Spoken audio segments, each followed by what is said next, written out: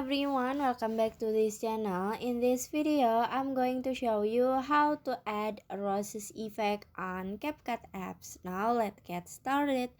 First, after you add the video that you want to edit, you just click on the effect at the bottom.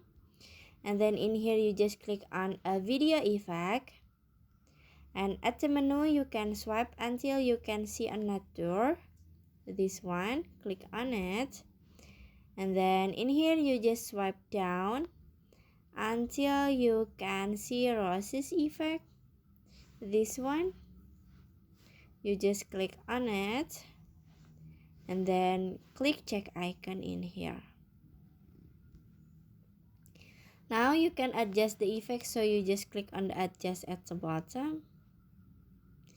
You can adjust for the speed and for the background animation.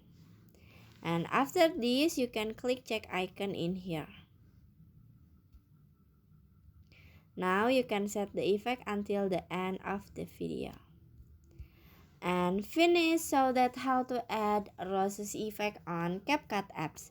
I hope you found this video to be helpful. If you enjoy with the content, please consider like, comment, and subscribe down below. Bye bye.